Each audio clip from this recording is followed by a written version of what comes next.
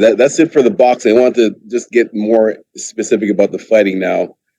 How, when did you decide or realize that that was going to be like your role? And with that being said, I always, remind people like the days of just being a goon hockey fighter are gone. Like you actually have to have skill nowadays. It's not, so I know you actually have skill. Yeah. But when did you decide like, all right, this is going to be my role. If anybody on the other team starts some shit, I'm going to be taking care of it. When did you decide that? It kind of happened like pretty organically. I think probably the same way that it happened for a lot of guys. For me, it was very organic, like just trying to make the team.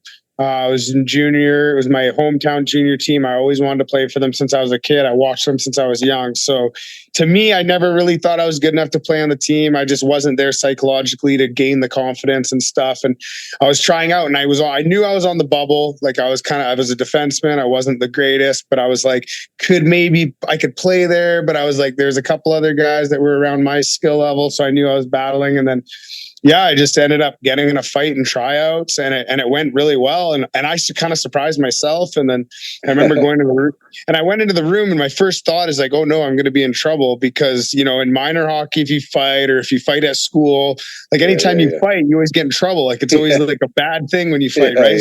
I'm in the dressing room, and the first thing that's crossing my mind is like, oh no, I'm going to get cut. Like I shouldn't have done that. And then I remember the coach came running in, and he was like surprised. Like he's like, you just beat up a 21-year-old, like what's cool? Like, well, we didn't know you could do that. Like, well, they basically offered me a contract right there, and I was kind of like caught off guard, and then I was excited, obviously. So then I ended up, made the team, and then like I said, the whole year it wasn't like I was by no means the toughest guy in the league. Like I just kind of just kept chipping away. And wait, how old were you when you beat up the 21-year-old? I think I was 16 or 17. Oh, wow. Yeah. So then, like I say, I went the year, and I was fighting guys like my kind of weight class, my kind of caliber. And then near the end of the year, or maybe it was the next year, I'm not sure, but I remember I fought like the toughest guy in the league. And then when that happened, I remember my coach was like, no, you're not fighting him. No, you're not fighting him. Like and then I'm like, dude, we're losing 6-1. Like I'm fighting him, like put me out. And then he looks at me, he puts me out, and he's like, hey, like hang on, like be careful kind of thing. Right.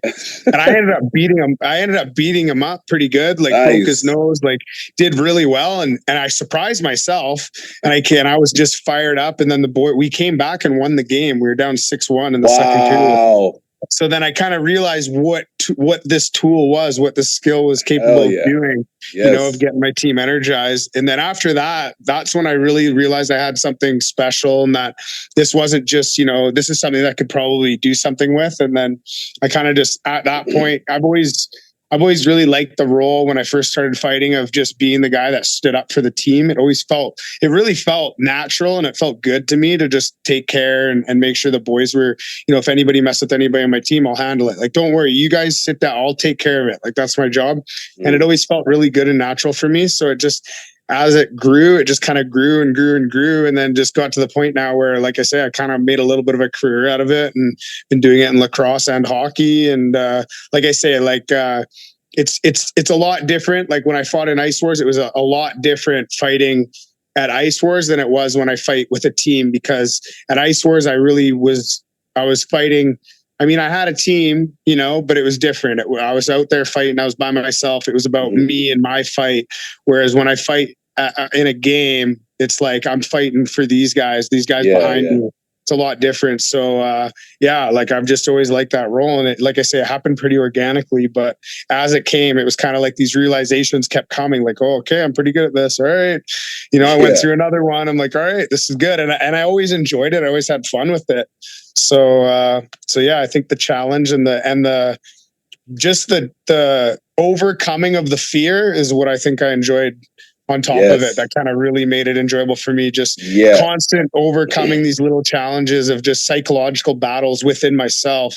That I think a lot of people just assume that we don't, as fighters, have that. We don't have to, we don't get scared, or we don't have to worry about. It's like, no, man, like we have that. We just want to overcome it. And that's kind of like something we enjoy as fighters, is just challenging ourselves mentally. Exactly. So, yeah.